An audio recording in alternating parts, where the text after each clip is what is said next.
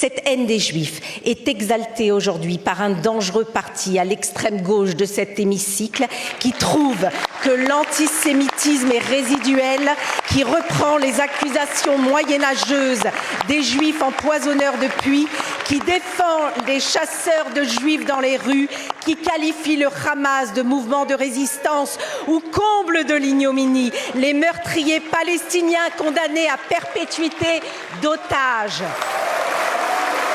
Madame Morin-Berger. La parole est à Madame Morin-Berger, ministre en charge de l'égalité entre les femmes et les hommes et de la lutte contre la discrimination.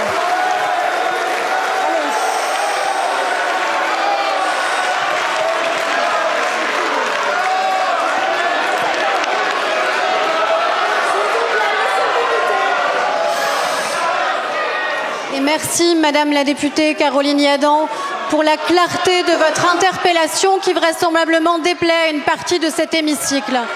Une partie de l'hémicycle qui heureusement est minoritaire dans notre pays, minoritaire à considérer que l'antisémitisme est résiduel, minoritaire à refuser de voir l'ampleur de ce phénomène qui malheureusement touche trop de nos compatriotes dans notre propre pays. La députée Caroline Yadan, dont l'élection d'ailleurs sera bientôt invalidée, qui est un soutien du génocide en cours à Gaza, a mis en cause une fois de plus, parce que c'est son habitude chez elle, notre groupe, avec des accusations extrêmement graves, puisqu'elle a accusé notre groupe d'être responsable d'une résurgence, d'une remontée de l'antisémitisme en France, et surtout nous a accusé d'attiser la haine des Juifs.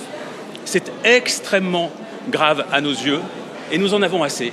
C'est absolument intolérable que cet incident, cet accident grave ait pu se passer dans l'hémicycle sans aucune réaction de la présidente de l'Assemblée nationale et sous les applaudissements du parti antisémite de l'Assemblée, à savoir le Rassemblement national.